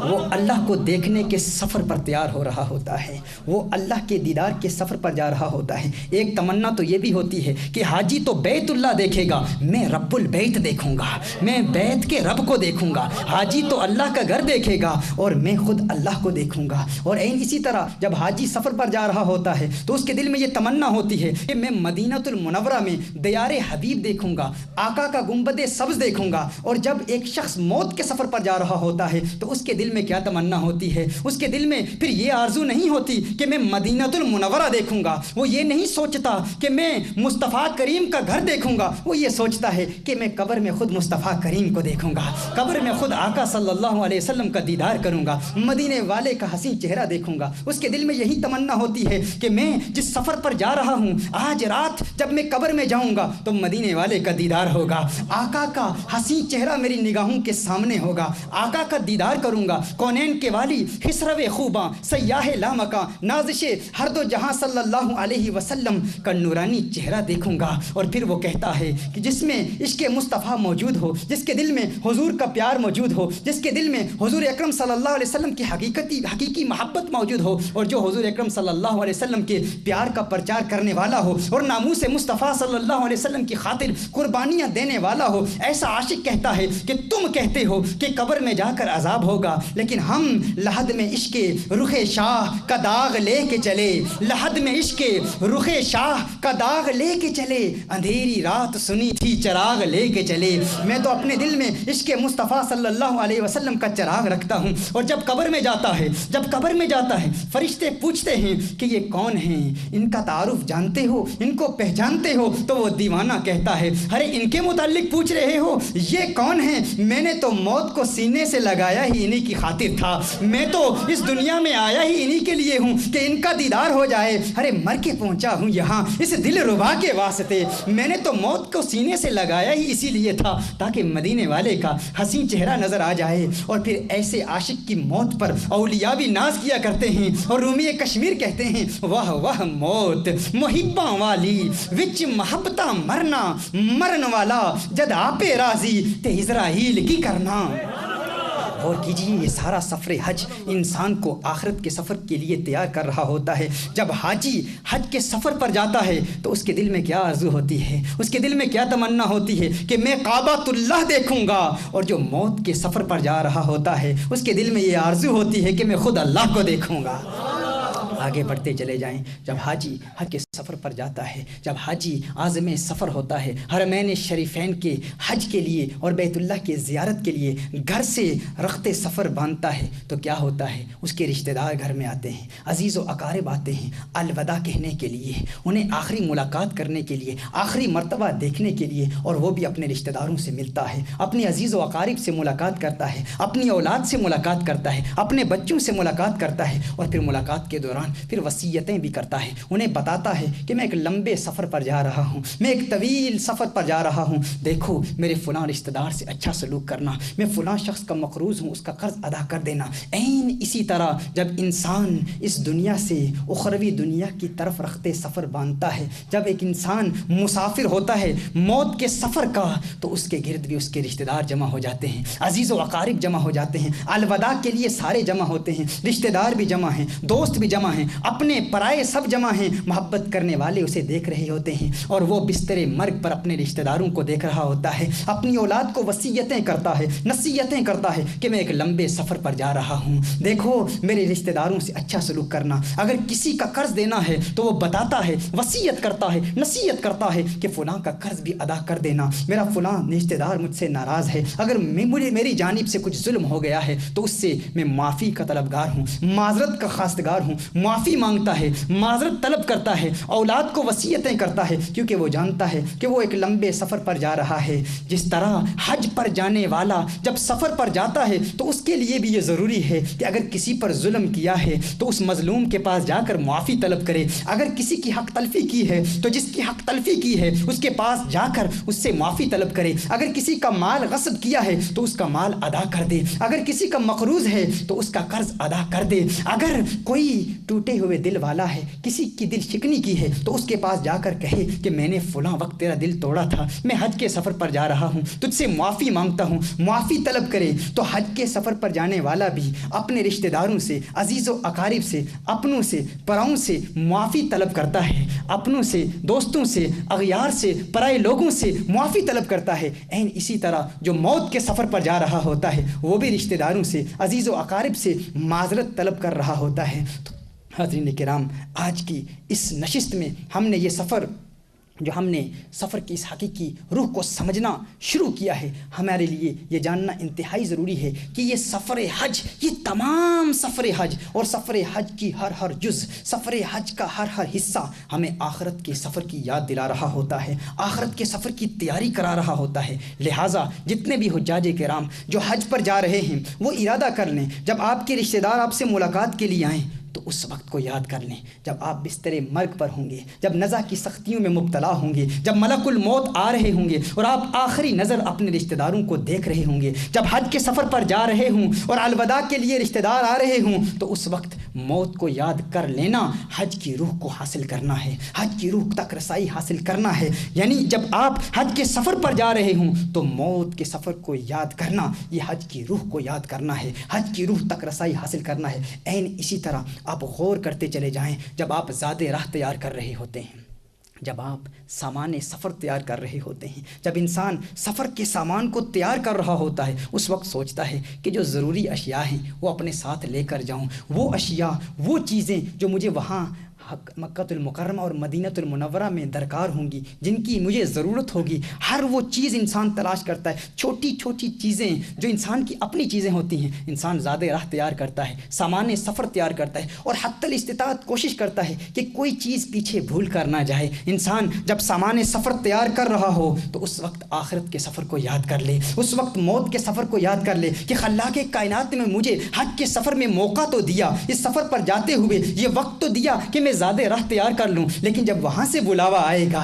جب موت کا وقت آ جائے گا، جب ملک الموت آ جائیں گے، نہ جانے مجھے اس وقت سامان سفر تیار کرنے کا موقع بھی ملے گا یا نہیں ملے گا۔ اور اس وقت انسان یاد کرتا رہے اور حج کی روح تک رسائی حاصل کرنے کے لیے انسان تخیل باندھے، چشم تصور سے دیکھنے کی کوشش کرے کہ جب میری روح میرے جسم سے پرواز کرے گی، جب میری روح میرے جسم سے نکلے گی تو اس وقت میرے پاس سامان سفر موجود ہے یا نہیں، کیا اس وقت میرے لیے زاد راہ موجود ہوگا یا نہیں۔ اگر زاد راہ موجود نہیں ہے تو آج اس سامان سفر کے لیے میں نے کیا تیاری کی ہے۔ انسان حج کے سفر کے ذریعے آخرت کے سفر کو یاد کرتا رہے اور چشم تصور سے آخرت کے سفر کو تخیل باندھ کر دیکھتا رہے اور یاد کرے جو اس آخرت کے سفر کو حج کے سفر کے دوران یاد کرتا رہے گا، اسے حج کی روح حاصل ہوتی رہے گی، اسے حج کی روح تک رسائی حاصل ہوتی رہے گی۔ اور جب آپ سامان سفر تیار کریں تو پھر یہ بھی سوچ لیں، یہ بھی غور کر لیں کہ جب ہم زاد راہ تیار کرتے ہیں، جب ہم سامان سفر تیار کرتے ہیں تو ایسا سامان اپنے ساتھ ہرگز نہیں لے جاتے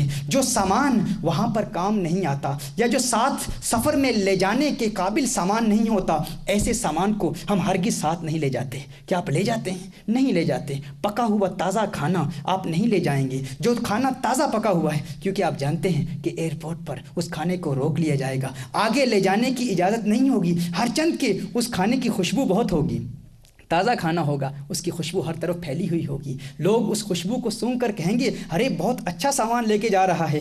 سامان کی خوشبو تو ہر طرف پھیلی ہوئی ہے، لیکن اس سامان کو ساتھ لے جانے کی اجازت نہیں ہے، اس لیے ایسا سامان آپ گھر پر ہی چھوڑ کے رکھ دیتے ہیں، ساتھ نہیں لے جاتے۔ کیوں نہیں لے جاتے؟ کیونکہ سامان ہر چند کے اچھا ہے، بظاہر بہت خوشبودار ہے، لیکن یہ سامان ایئرپورٹ پر روک لیا جاتا ہے۔ یا نبی سلام علیکہ، یا رسول سلام علیکہ، یا حبیب سلام علیکہ، یا نبی سلام علیکہ، یا رسول سلام علیکہ، یا حبیب سلام علیکہ۔ انسان غور کرے، میں نے نمازوں کے بکسے تو بڑے تیار کیے ہوئے ہیں، میں نے روزوں کے بکسے تو بڑے تیار کیے ہوئے ہیں، میں نے حج، زکوٰۃ اور صدقات تو بہت تیار کیے ہوئے ہیں، لیکن کیا میرا حج اور کیا میرے صدقات اور کیا میری زکوٰۃ اور کیا میری نمازیں اور کیا میرے روزے اس قابل بھی ہیں کہ میں ان کو ساتھ لے جا سکوں گا؟ ہاں، ایسے کھانے بہت ہوتے ہیں جن کی خوشبو تو ہر طرف پھیلی ہوئی ہوتی ہے۔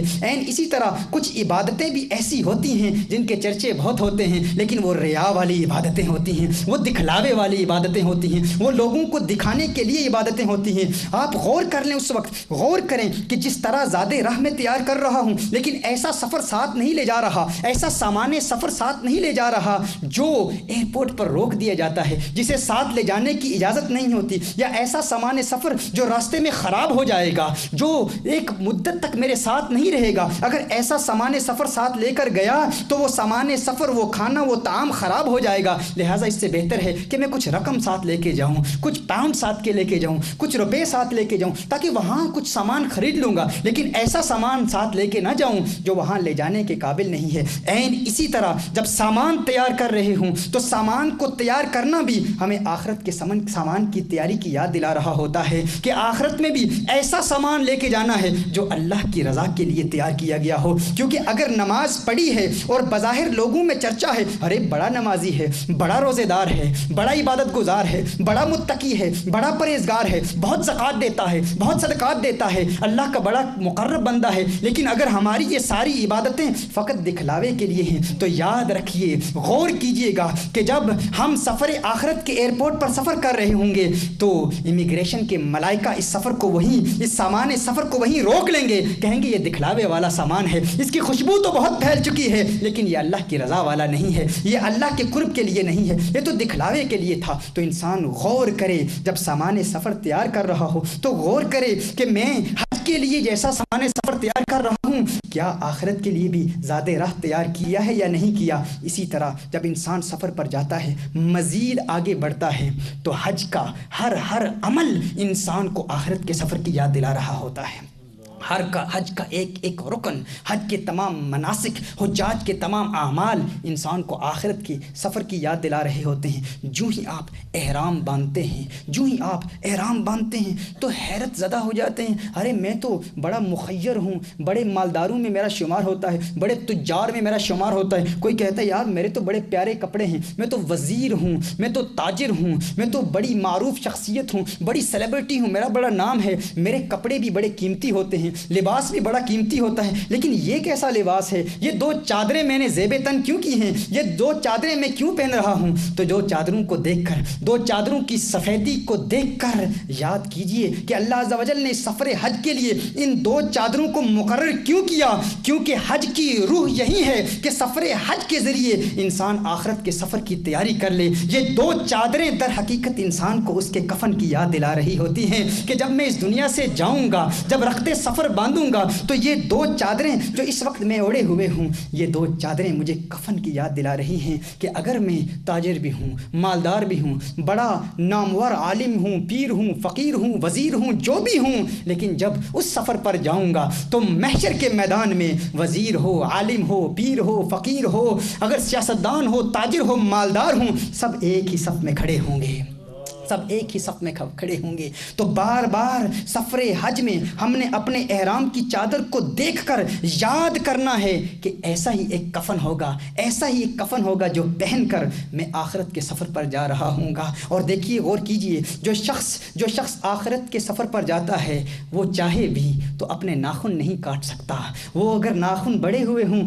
تو ناخن نہیں کاٹ سکتا، بال نہیں کاٹ سکتا، خود اپنے جسم پر خوشبو نہیں لگا سکتا۔ اسی لیے احرام کے دوران ناخن کاٹنا بھی ناجائز ہے، بال کاٹنا بھی ناجائز ہے، خوشبو لگانا بھی ناجائز ہے۔ میرے آقا صلی اللہ علیہ وآلہ وسلم نے ارشاد فرمایا، حقیقی حاجی تو وہ ہے، حاجی کا تعارف فرمایا میرے آقا نے، ارشاد فرمایا حاجی وہ ہے۔ احیاء علوم الدین میں امام غزالی رحمۃ اللہ تعالی علیہ نے اس روایت کو نقل فرمایا، میرے آقا ارشاد فرماتے ہیں حاجی وہ ہے جس کے بال الجھے ہوئے ہوں اور جسم سے بدبو آ رہی ہو، جس کے بال الجھے ہوئے ہوں اور جسم سے بدبو آ رہی ہو۔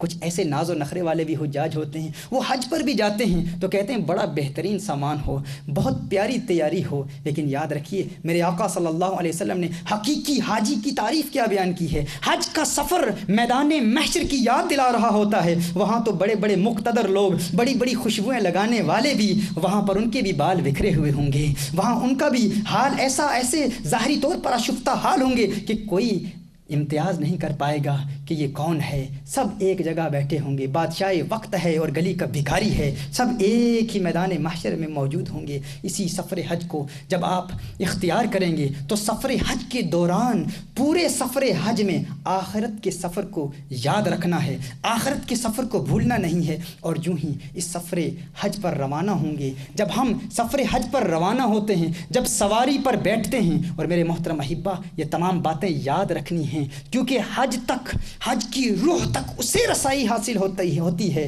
حج کی روح تک وہی شخص پہنچ پاتا ہے جو شخص حج کے مناسک کو ادا کرتے ہوئے حج کی روح کو یاد رکھتا ہے اور آخرت کی تیاری کرتا رہتا ہے۔ یہ جتنے نکات میں بیان کر رہا ہوں، امید ہے کہ یہ نکات آپ لکھ رہے ہیں، ان کو تحریر کر لیں تاکہ حج کے سفر پر آپ ان کو یاد رکھیں۔ پورے حج کے سفر میں احرام کو بار بار دیکھنا ہے اور بار بار اپنے کفن کو یاد کرتے رہنا ہے۔ اور اسی طرح جو ہی سواری پر بیٹھیں گے، جو ہی گاڑی پر بیٹھیں گے یا جہاز پر بیٹھیں گے تو اس وقت یاد کرنا ہے اس وقت کے لیے حج کی روح کیا ہے، اس وقت کے لیے حج کی جڑ کیا ہے، اس وقت کے لیے حج کی اصل کیا ہے۔ جب سواری پر بیٹھیں گے تو یہ نہیں سوچنا کہ میں سواری پر بیٹھا ہوں، یہ سوچنا ہے کہ کچھ لوگ اپنے کندھے پر میرا جنازہ اٹھائے ہوئے ہیں، کچھ لوگ اپنے کندھوں پر میرا تابوت اٹھائے ہوئے ہیں اور مجھے قبرستان کی طرف لے جا رہے ہیں۔ قبرستان کے سفر کو یاد کرنا ہے اور غور کرنا ہے، بار بار غور کرنا ہے کہ جو شخص لوگوں کے کندھوں پر سوار ہو، جس کا جنازہ لوگ اپنے کندھوں پر اٹھائے ہوئے ہوں، اسے دھکے بھی لگتے ہیں، اسے تکلیف بھی آتی ہے، اسے پریشانی بھی ہوتی ہے، اسے درد بھی محسوس ہوتا ہے، لیکن کیا کبھی کوئی مردہ یہ جرت کرتا ہے کہ دھکے دینے والے سے جھگڑا کرے کہ تو نے مجھے دھکا کیوں دیا ہے؟ وہ تو جانتا ہے وہ مردہ ہے، اس کی روح اس کے جسم سے پرواز کر چکی ہے، اب اللہ نے اسے جھگڑا کرنے کی اجازت نہیں دی، نہ ہی اس میں وہ طاقت ہوتی ہے کہ اگر اس کا جسم، اگر اس کا جنازہ لوگ کندھے پر اٹھا کے قبرستان کی طرف لے جا رہے ہیں تو وہ اس وقت کسی سے جھگڑا نہیں کر سکتا۔ تو جب آپ جہاز میں سفر کر رہے ہوں، جب آپ گاڑی میں سفر کر رہے ہوں، اگر کوئی تکلیف آئے، جہاز میں کوئی تکلیف پہنچے تو کسی سے جھگڑا نہیں کرنا، جدال نہیں کرنا، اختلاف نہیں کرنا، کسی سے بحث نہیں کرنی۔ اگر کوئی کام دیر سے ہو رہا ہو تو کبھی انگشت تنقید نہیں اٹھانی، کبھی زبان تان دراز نہیں کرنی، کیونکہ خود کو یاد دلانا ہے ارے میں تو موت کے سفر پر ہوں، میں تو آخرت کے سفر پر ہوں۔ مردہ بھی کبھی کسی سے جھگڑا کرتا ہے، میں کیسے جھگڑا کر سکتا ہوں؟ مجھ میں جھگڑا کرنے کی طاقت ہی نہیں ہے۔ جسے حج کے سفر میں یہ بات سمجھ میں آ گئی، سمجھ لو اس نے حج کی روح کو سمجھ لیا، اس نے حج کی برکات کو حاصل کر لیا۔ یہ ہے وہ حاجی جو جسم اور روح کے امتزاج کے ساتھ، جسم اور روح کے مجموعے کے ساتھ حج ادا کرتا کرتا ہے. اور ایسے حاجی کے متعلق میرے آقا ارشاد فرماتے ہیں کہ وہ یوں گناہوں سے پاک ہو جاتا ہے جیسے نومولود بچہ جس دن دنیا میں آتا ہے گناہوں سے پاک ہوتا ہے. جو جسم اور روح کے مجموعے کے ساتھ حج ادا کرتا ہے, حج بیت اللہ اسے گناہوں سے ایسے پاک کر دیتا ہے. مزید آگے بڑھتے چلے جائیں, مزید غور کرتے چلے جائیں کہ حجاج جب حج پر جا رہے ہیں, جب سفر پر ہیں, تو سفر کی صعوبتیں کتنی ہوتی ہیں, سفر کی تکلیفیں کتنی ہوتی ہیں. سفر کی تکلیفوں کو حاجی برداشت کرے. اور جب میں غور کرتا ہوں کہ ماضی کے ہمارے اسلاف جب سفر کی تکلیفوں کو بیان کرتے ہیں, وہ ماضی کے سفر کیسے ہوتے تھے, ہمارے اسلاف سفر کیسے حج کا کیا کرتے تھے. جب سفر پر جاتے تھے تو جنگلات کے راستے تھے, مہینوں لگ جاتے تھے, مکہ المکرمہ پہنچنے میں مہینے لگ جاتے تھے, اور وحشتناک اور غضبناک, خوفناک اور ہیبتناک قسم کے جنگلات کی تاریکیوں میں رات گزارا کرتے تھے, رات بسر کرتے تھے. تو جنگلات میں اور خوف ہوتا تھا, وحشی درندوں کا خوف, بھیڑیوں کا خوف, اور جنگلات کے جانوروں کا خوف, رہزنوں کا خوف, ڈکیتوں کا خوف, قاتلوں کا خوف, دشمنوں کا خوف ہوتا تھا. لیکن جب سفر بھی اکیلا, ایک سواری ساتھ ہے, لیکن جب سفر حج پر جاتے تو اس سفر حج کی روح حاصل کرنے کے لیے جب جنگل میں ہوتے تو رات کی تاریکی میں قبر کی تاریکی کو یاد کیا کرتے تھے, قبر کی تاریکی کو یاد کیا کرتے تھے کہ جیسے ویرانے سے ہم آج گزر رہے ہیں, جیسے بیابان, جنگل بیابان سے ہم آج گزر رہے ہیں, جیسے آج رات کی تاریکی ہر طرف چھائی ہوئی ہے, ہر طرف خوف ہے, ہر طرف ڈر ہے, این اسی طرح جب میں قبر میں اکیلا ہوں گا تو وہ بھی ایک نئی دنیا ہوگی, وہ بھی ایک نیا سفر ہوگا. قبرستان کی ہولناکی ہوگی, قبرستان کا خوف ہوگا, قبرستان ایک جنگل کی طرح ہوگا. اس قبرستان میں اکیلے رات کیسے بسر کروں گا, رات کیسے گزاروں گا. اور اگر ان اولیاء اور ہمارے اسلاف کے ساتھ سفر میں کوئی شریک ہوتا تو بار بار اسے نصیحتیں بھی کرتے, اگر کوئی جھگڑا کرتا, اختلاف کرتا, اگر کوئی ڈرتا تو اسے کہتے یہ سفر حج ہمیں آخرت کی سفر کی تیاری کرا رہا ہے, یہ ڈر ہمارے دل کے اندر حج کی روح پیدا کر رہا ہے, لہٰذا ہمیں محظوظ ہونا چاہیے. میں غور کرتا ہوں, کبھی کبھی توجہ کرتا ہوں, جب ہمارے لوگ حج پر جاتے ہیں ہم محروم ہیں ان مسافروں کے سفر کی روحانی کیفیات سے, جو وجدانی کیفیات ان کے قلوب پر طاری ہوتی تھی,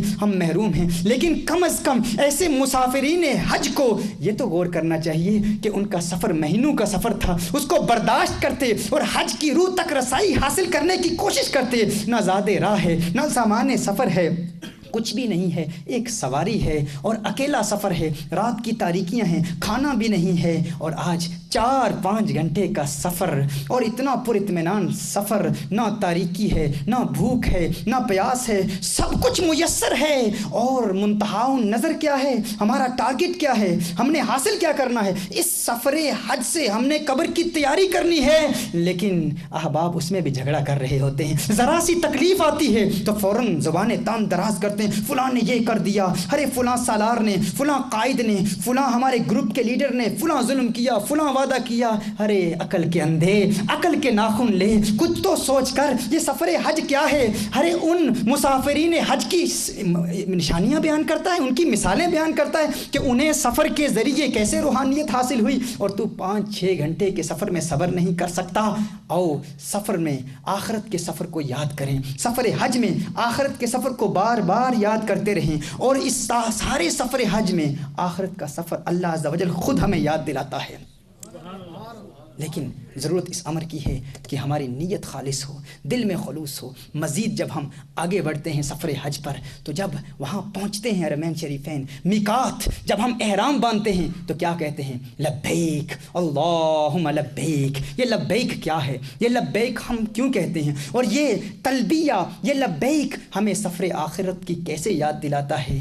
غور کیجئے گا حاضرین, غور کیجئے گا ناظرین, میری بہنیں جو سن رہی ہیں وہ بھی غور کریں. یہ لبیک کیا ہے, یاد رکھیے بروز قیامت اللہ کی جانب سے ندا کی جائے گی, اور مخلوق خدا سے اللہ کلام کرے گا, اور اللہ مخلوق خدا کو بلائے گا, اپنی مخلوق کو بلائے گا. اس وقت قیامت کے روز مخلوق کہے گی لبیک اللہم لبیک, لبیک اللہم لبیک, لبیک اللہم لبیک. مخلوق کہہ رہی ہوگی لبیک اللہم لبیک, تو انسان محشر کے میدان کو یاد کرے کہ آج جو میں لبیک کہہ رہا ہوں این اسی طرح بروز قیامت بھی لبیک کہوں گا. اور قیامت کے روز کی لبیک کو یاد کر کے اس حقیقت کو سمجھے کہ یہ سارا سفر حج میری آخرت کے سفر کی تیاری کرا رہا ہے، یہ سارا سفر حج آخرت کے سفر کی تیاری کے لیے ہے۔ اور لبیک جب انسان کہے تو لبیک کہتے ہوئے اپنے دل میں اللہ کا خوف پیدا کرے، اللہ کا ڈر پیدا کرے، اور خوف خدا میں ایسا مستغرق ہو جائے، خوف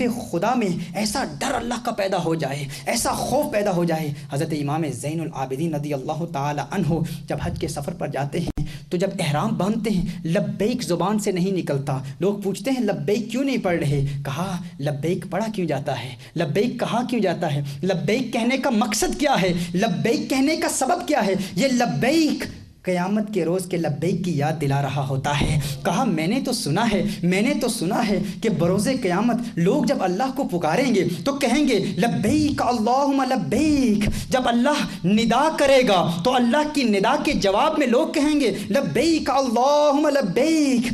اور کچھ ایسے لوگ ہوں گے جن کی ندا اللہ کو پسند نہیں آئے گی، اللہ فرمائے گا لا لبیک ولا صادیک، لا لبیک ولا صادیک، نہ تیری لبیک ہمیں پسند ہے نہ تیرا صادیک ہمیں پسند ہے، تیری لبیک دل سے نہیں ہے۔ اور جو شخص وہاں پر لبیک کہے گا، جسے کہا جائے گا تیری لبیک پسند نہیں، تیرا صادیک پسند نہیں، اس کی مغفرت نہیں ہوگی۔ امام زین العابدین فرماتے ہیں اس خوف سے، اس ڈر سے میں لبیک نہیں کہہ رہا کہ اگر آج میں نے اگر آج حج کے سفر میں احرام کی حالت میں میں نے لبیک کہا تو کہیں وہاں سے آواز نہ آ جائے ہے زین العابدین لا لبیک ولا صادیک، تیری لبیک قبول نہیں ہے۔ اسی وقت جب یہ کلمات ان کی زبان سے نکلتے ہیں اونٹ سے گرتے ہیں، زمین پر گر کر بے ہوش ہو جاتے ہیں۔ یہ کیفیت طاری کرنی ہے، یہ خوف طاری کرنا ہے۔ جب لبیک کہنا ہے تو میدان محشر کی لبیک کو یاد کرتے ہوئے لبیک کہنا ہے۔ اور جسے میدان محشر کی لبیک یاد آ گئی اور میدان محشر کا تخیل باندھ لیا، سمجھ لو اسے حج کی روح تک رسائی حاصل ہو گئی۔ اسی طرح ہم مزید آگے بڑھتے ہیں جب ہم حج بیت اللہ کے لیے جاتے ہیں، طواف کعبۃ اللہ کرتے ہیں۔ کعبۃ اللہ کا جب ہم طواف کرتے ہیں تو کعبۃ اللہ کا طواف کیوں کرتے ہیں؟ ایک تو کعبۃ اللہ کے طواف کے دوران کعبۃ اللہ کی روح تک اور حج بیت اللہ کی روح تک رسائی حاصل کرنے کے لیے یاد کیجئے اس منظر کو، جس منظر کو ہم نے گزشتہ نشست میں ڈسکس کیا تھا کہ جب جس طرح انسان کعبۃ اللہ کے گرد طواف کر رہا ہوتا ہے، عین اسی طرح بیت المعمور کے گرد اللہ کے فرشتے طواف کر رہے ہوتے ہیں۔ تو طواف کے دوران حج کی روح تک رسائی حاصل کرنے کے لیے یہ تصور باندھنا ہے، یہ تخیل باندھنا ہے کہ جس طرح میں زمین پر کعبۃ اللہ کا طواف کر رہا ہوں، کعبۃ اللہ کے گرد طواف کر رہا ہوں، عین اسی طرح عرش کے نیچے بیت المعمور کے گرد اللہ کے 70,000 فرشتے ہر روز بیت المعمور کا طواف کرتے ہیں۔ یا نبی سلام علیکہ، یا رسول سلام علیکہ،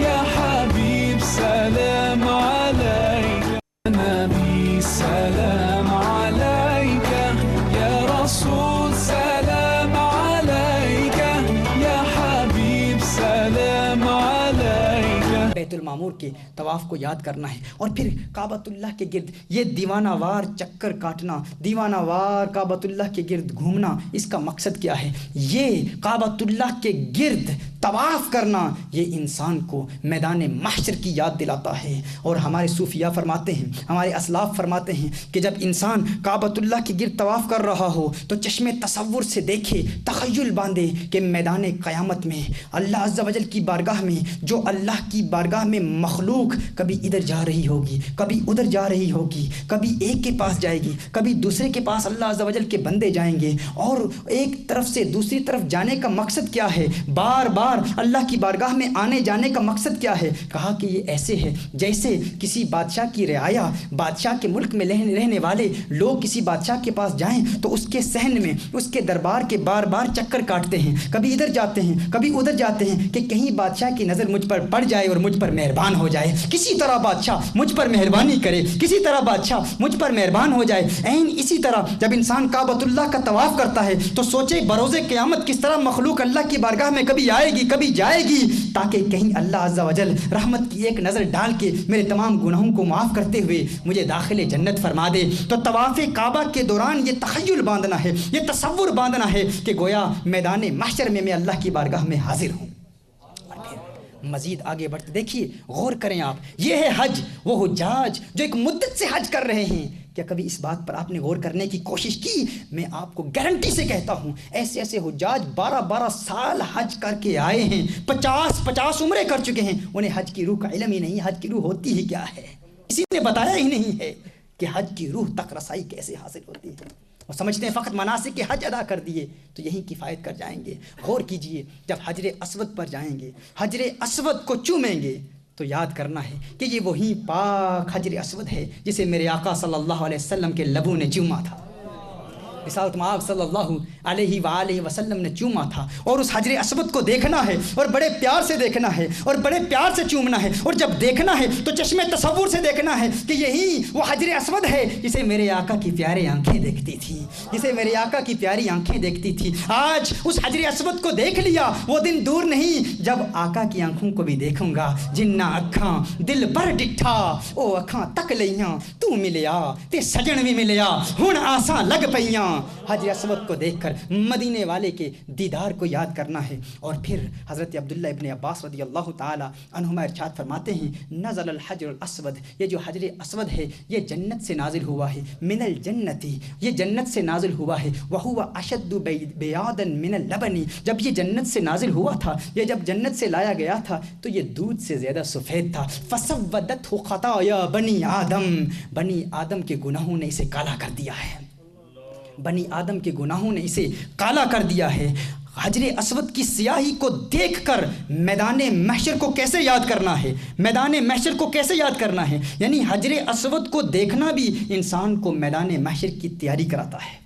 کیسے تیاری کراتا ہے، کیسے یاد کرنا ہے؟ جب حجر اسود کو دیکھنا ہے تو غور کرنا ہے، سوچنا ہے، تصور باندھنا ہے کہ اگر جنت سے لایا گیا سفید پتھر انسان کے گناہوں کی وجہ سے اتنا سیاہ ہو سکتا ہے تو میرے گناہوں کی وجہ سے میرے دل کی سیاہی کا عالم کیا ہوگا، میرا دل کتنا کالا ہو چکا ہوگا۔ اور میدان محشر میں کالا دل کام نہیں آئے گا، کیونکہ قرآن میں اللہ ارشاد فرماتا ہے یوم لا ينفع مال ولا بنون الا من اتى اللہ بقلب سلیم، وہاں پر نہ اولاد کام آئے گی نہ مال کام آئے گا، وہاں تو قلب سلیم کام آئے گا، سلیم دل کام آئے گا۔ یہ قلب میت کام نہیں آئے گا، مردہ دل کام نہیں آئے گا، سیاہ دل کام نہیں آئے گا۔ وہاں اللہ کی بارگاہ میں کیسا دل کام آئے گا؟ جو رسالت مآب صلی اللہ علیہ وسلم کی محبت سے منور ہو، جو اللہ کے خوف سے انسان اپنے دل میں رقت پیدا کرتا ہے، وہ رقیق قلب وہاں پر کام آئے گا۔ تو میدان محشر کا تصور باندھنا ہے کہ محشر کے میدان میں اگر یہ حجر اسود اولاد آدم کی گناہوں کی وجہ سے اتنا سیاہ ہو چکا ہے تو میرے گناہوں کی وجہ سے میرے دل کی سیاہی کا عالم کیا ہوگا۔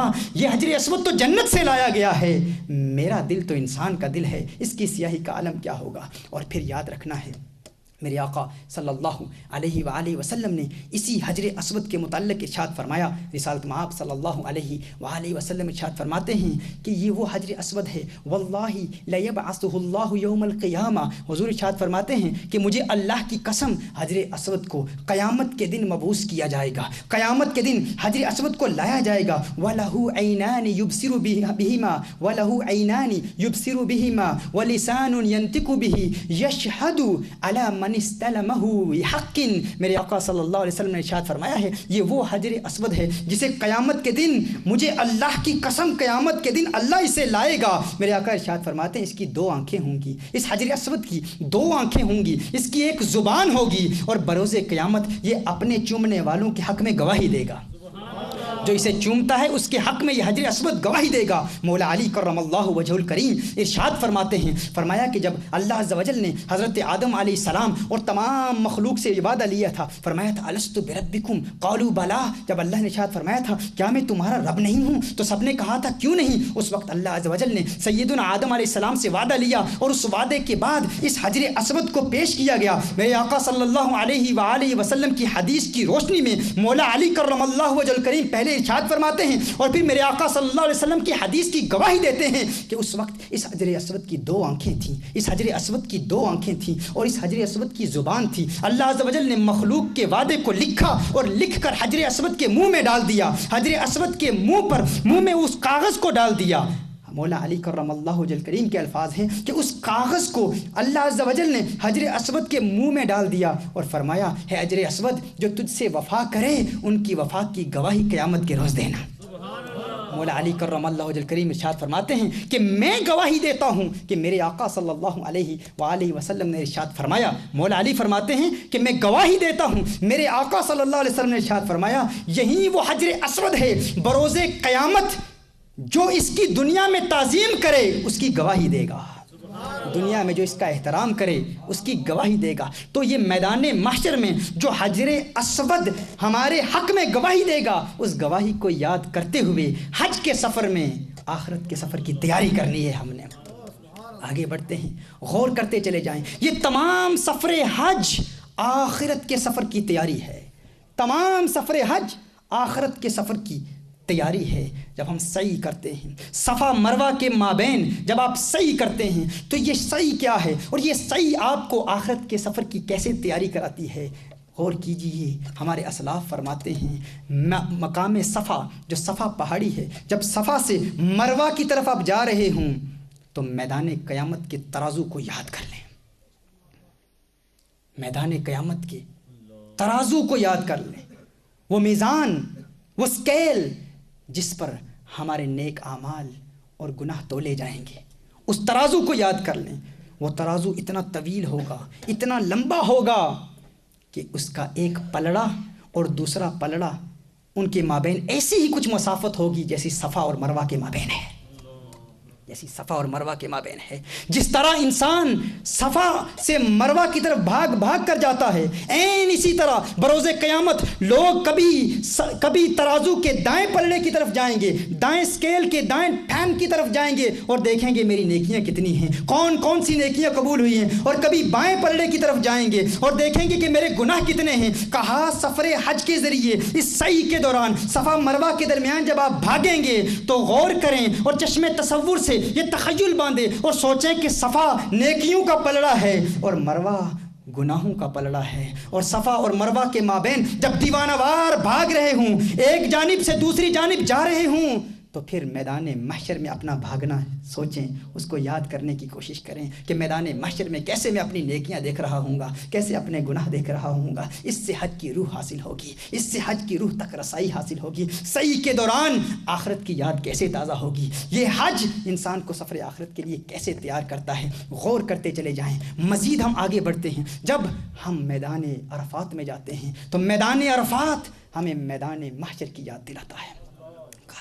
جب میدان عرفات میں آپ جائیں، وقوف عرفہ کے دوران آپ دیکھیں، جب آپ دیکھیں کہ لوگ اپنے زعماء، اپنے سالار قافلہ کی قیادت میں آ رہے ہیں، سالار قافلہ ہے اس کی قیادت میں بڑی تعداد میں لوگ میدان عرفات میں آ رہے ہیں، تو اس وقت قیامت کے منظر کو یاد کریں کہ جب انبیاء کی قیادت میں ان کے امتی آ رہے ہوں گے، کسی نبی کے پاس ہزاروں امتی ہوں گے، کسی کے لاکھوں ہوں گے، کسی کے 2-4 ہوں گے، کسی کے ساتھ کم لوگ ہوں گے، کسی کے ساتھ زیادہ لوگ ہوں گے۔ کہا تصور باندھیں میدان عرفات میں، وقوف عرفات کے دوران میدان محشر کو یاد کریں، اور جب عرب کے پہاڑ انگارے برسا رہے ہوں، جب گرمی شدید ہو تو مت کہیں بہت گرمی ہے، محشر کی گرمی کو یاد کریں، محشر کی گرمی کو یاد کریں، اور یاد رکھیں میدان محشر میں ہر سال اوتاد موجود ہوتے ہیں، اقطاب موجود ہوتے ہیں، اکابر اولیاء موجود ہوتے ہیں، بڑے بڑے متقی لوگ جن کی دعائیں قبول ہوتی ہیں۔ اسی لیے میرے آقا صلی اللہ علیہ وسلم نے ارشاد فرمایا اعظم الناس ذنبا من وقف بعرفۃ فظن ان اللہ تعالی لم یغفر له۔ میرے آقا نے ارشاد فرمایا سب سے گنہگار شخص تو وہ ہے جو میدان عرفات میں پہنچ کر بھی سوچے کہ میرے گناہ معاف نہیں ہوئے ہیں۔ سب سے بڑا گنہگار وہ ہے جو عرفات میں پہنچ کر بھی یہ سوچے کہ آج بھی اللہ میرے گناہ معاف نہیں کرے گا، اس سے بڑا گنہگار کوئی نہیں ہے۔ اعظم الناس ذنباً، تو اس وقت سوچے یہاں تو اولیاء موجود ہیں، یہاں تو اللہ کے مقرب بندے موجود ہیں، اور جب سالار قافلہ کو دیکھے تو چشم تصور سے ایک تخیل پھر باندھ لے کہ میدان محشر میں اسی طرح لوگ انبیاء کی قیادت میں آ رہے ہوں گے، انبیاء کی قیادت میں آ رہے ہوں گے۔ میدان محشر بھی انسان کو آخرت کے سفر کی یاد دلاتا ہے. یہی وہ آخرت کا سفر ہے. اگر سفر حج میں ہم آخرت کے سفر کو ہر وقت یاد کرتے رہیں، بار بار اپنے کفن کو دیکھیں، بار بار اپنے جسم کو دیکھیں، اپنے بکھرے ہوئے بالوں کو دیکھیں، اپنے بڑھتے ہوئے ناخنوں کو دیکھیں اور سوچیں کہ میں آخرت کی تیاری کے لیے آیا ہوں، آخرت کی تیاری کے لیے رخت سفر باندھ کر میں آخرت کے سفر پر جا رہا ہوں، تو یہ سفر حج کی روح ہمیں حاصل ہو جائے گی. قرآن کریم میں جہاں اللہ عز و جل نے ارشاد فرمایا وَلَا رَفَثَ فَلَا فُسُوقَ وَلَا جِدَالَ فِي الْحَجِّ وَمَا تَفْعَلُوا مِنْ خَيْرٍ يَعْلَمْهُ اللَّهُ وَتَزَوَّدُوا فَإِنَّ خَيْرَ الزَّادِ التَّقْوَىٰ وَاتَّقُونِ يَا أُولِي الْأَلْبَابِ. فرمایا اس سفر حج کا حقیقی مقصد کیا ہے؟ فرمایا نہ رفث ہو، نہ فسوق ہو، نہ جدال ہو، اور پھر نیکیاں ہی نیکیاں ہوں، اور نیکیاں ایسی کہ جو کعبۃ اللہ حرم پاک میں نیکی کرتا ہے، ایک نیکی کرتا ہے تو 1,00,000 نیکیوں کا ثواب ملتا ہے. اور جب گناہ کرتا ہے یاد رکھیے، جب گناہ کرتا ہے اور گناہ کرنا نہیں ہے، یاد رکھیں وہاں جا کے گناہ نہیں کرنا. وہاں جب دنیا بھر کے لوگ آئے ہوئے ہوں تو انسان کی آنکھیں بہک جاتی ہیں. دنیا کا حسن دیکھ کر انسان، کیونکہ پردہ تو ہوتا نہیں وہاں، عورتوں کے لیے بھی حکم ہے کہ وہاں عورتیں نقاب بھی نہیں پہن سکتی، تو انسان کی آنکھیں دنیا میں یہاں اگر کوئی خطا ہو جائے تو معافی طلب کر لیں، لیکن وہاں اگر کسی غیر محرم عورت پر نظر پڑ گئی تو 1,00,000 گناہ ہمارے نامہ اعمال میں لکھے جائیں. لغو گوئی سے بچنا ہے، فحش کلام سے بچنا ہے، بے حیائی کی باتوں سے بچنا ہے. ایک بزرگ فرماتے ہیں کہ میں حتیم میں نماز ادا کر رہا تھا، اچانک ایک آواز آئی، کعبۃ اللہ کی دیوار سے ایک آواز آئی. حتیم میں نماز ادا کر رہا تھا، ایک آواز آئی کہ یہ جو لوگ بری باتیں کر رہے ہیں، کعبۃ اللہ کی دیوار کہہ رہی تھی کہ مجھے ان کی بری باتوں سے بہت رنج ہوتا ہے، اور ان کی بری باتوں کی شکایت میں اللہ سے بھی کرتا ہوں اور ہے جبریل تجھ سے بھی کرتا ہوں. کعبۃ اللہ میں جا کر بھی اگر کوئی شخص گناہ کرے تو یاد رکھے، سیدنا عبداللہ بن مسعود رضی اللہ تعالیٰ عنہ روایت فرماتے ہیں کہ شہر مکہ یہ وہ شہر ہے، یہ فقط ایک ہی شہر ایسا ہے کہ جس میں گناہ کے ارادے پر بھی مواخذہ ہوتا ہے. اگر گناہ کیا نہیں، گناہ کا ارادہ کیا تو اس گناہ کے ارادے پر بھی گرفت ہوتی ہے. میرے آقا صلی اللہ علیہ وآلہ وسلم کی احادیث سے یہ بات روز روشن کی طرح واضح ہو گئی کہ حج کا حقیقی مقصد کیا ہے. یاد رکھیے، جو احبہ حج پر جا رہے ہیں، آج کا یہ سبق اور آج کا یہ لیسن سیکھ لیں کہ حج پر ہم نے سیر و سیاحت کے لیے نہیں جانا، حج پر کیمپنگ کے لیے نہیں جانا. میرے آقا صلی اللہ علیہ وسلم نے قیامت کی علامتوں میں سے ایک علامت بیان فرمائی ہے. میرے آقا ارشاد فرماتے ہیں کہ آخری زمانے میں حج پر جائیں گے تو بادشاہ جائیں گے، اور کس لیے جائیں گے؟ سیر و سیاحت اور تماشا دیکھنے کے لیے. فرمایا 4 قسم کے لوگ آخری وقت میں، آخری زمانے میں حج پر جائیں گے. پہلا بادشاہ، دوسرا تاجر لوگ، تجار لوگ، مالدار لوگ حج پر جائیں گے، تجارت کریں گے کیمپنگ کے لیے. آج ایسا ہی ہو رہا ہے، بڑے بڑے ہوٹلوں میں جگہ لی جاتی ہے کہ بہترین اہتمام ہو، بہت پرسکون اہتمام ہو سیاحت کے لیے. میرے آقا صلی اللہ علیہ وسلم نے ارشاد فرمایا تیسرا وہ لوگ ہیں جو حج پر جائیں گے جو بھیک مانگنے کے لیے جاتے ہیں. آپ دیکھیں حج پر آپ جائیں، قیامت کی اس سے بڑی کیا نشانی ہو سکتی ہے؟ دنیا بھر سے لوگ وفود آتے ہیں، لوگ آتے ہیں فقط اس نیت سے، گروپس بنے ہوئے، جماعتیں بنی ہوئی ہیں بھکاریوں کی جو وہاں پر بھیک مانگنے کے لیے آتے ہیں. میرے آقا صلی اللہ علیہ وآلہ وسلم نے فرمایا کہ چوتھے وہ قاری ہوں گے جو حج پر صرف اس لیے جائیں گے تاکہ اپنا قرآن سنا کر شہرت حاصل کریں.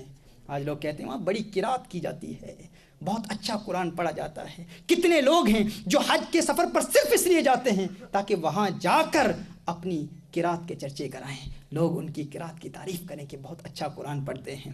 میرے آقا صلی اللہ علیہ وآلہ وسلم نے جو حقیقی حاجی کی تعریف کی ہے وہ تعریف کیا ہے کہ اس کے بال الجھے ہوئے ہوں، جسم سے بدبو آ رہی ہو.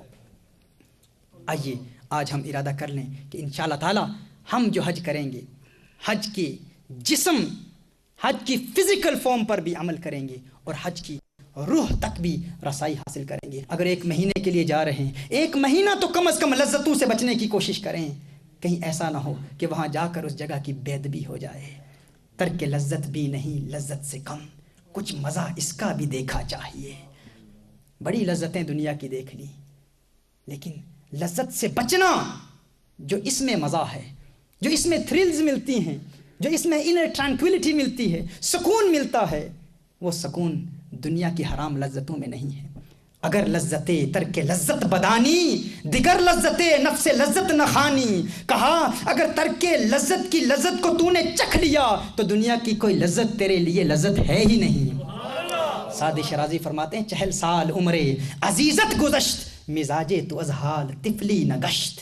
کہا 40 سال گزار دیے اور ابھی تیرا بچپنا نہیں گیا، زندگی کے 40 سال بیت گئے، 40 سال تیری عمر ہو گئی ہے، اور ہے نفس تو ایسا بچہ ہے کہ جس طرح کوئی بچہ نئی سویٹ دیکھتا ہے تو ہاتھ بڑھاتا ہے، نئی چیز دیکھتا ہے تو ہاتھ بڑھاتا ہے، نیا کپڑا دیکھتا ہے تو ہاتھ بڑھاتا ہے۔ تجھے بھی جو نیا چہرہ نظر آتا ہے، کوئی دنیا کا نیا حسن دیکھتا ہے تو پھر بھی تو دیکھنے کی کوشش کرتا ہے، ہر نئی چیز کو دیکھنے کی کوشش کرتا ہے۔ کہا 40 سال عمر عزیزت گزشت، مزاج تو از حال طفلی نہ گشت۔ تو کہتا ہے میں 40 سال کا ہو گیا ہوں، ارے تو اپنے حقیقت کو دیکھ اور سمجھنے کی کوشش کر، تو بھی بچہ ہے۔ جس طرح بچہ ہر نئی چیز کو بار بار دیکھتا ہے، جب آپ ان برطانیہ کی گلیوں میں دنیا کا حسن دیکھتے ہیں تو پوچھیں کہیں میں ابھی بچہ ہی تو نہیں ہوں؟ جو نیا حسین چہرہ دیکھا، آنکھیں جھکائی نہیں، ان کو دیکھنے کی کوشش کی۔ تو آؤ آج ہم ارادہ کر لیں کہ انشاءاللہ وہاں جائیں گے تو دل کی پاکیزگی حاصل کرنے کے لیے جائیں گے، انشاءاللہ تعالیٰ مکمل تزکیہ قلب حاصل کریں گے انشاءاللہ تعالیٰ۔ ہم آئندہ نشست میں اسی سلسلے کو جاری رکھتے ہوئے حج کے فلسفے پر کلام کریں گے۔ آج حج کی روح پر کلام ہوا ہے، حج کا فلسفہ اور حج کے ذریعے جو اسباق ہمیں حاصل ہوتے ہیں، جو لیسنز ہمیں حاصل ہوتے ہیں، ان لیسنز پر انشاءاللہ تعالیٰ کلام کریں گے۔ اللہ عز و جل ہماری حاضری کو اپنی بارگاہ میں قبول و منظور فرمائے، اور وہ تمام ناظرین جو RYQ TV کی اس نشریات کے ذریعے آج ہماری اس بزم میں شریک ہوئے، ان تمام ناظرین کی حاضری کو بھی اللہ تعالیٰ اپنی بارگاہ میں قبول و منظور فرمائے۔ وآخر دعوانا ان الحمد للہ رب العالمین۔ يا نبي سلام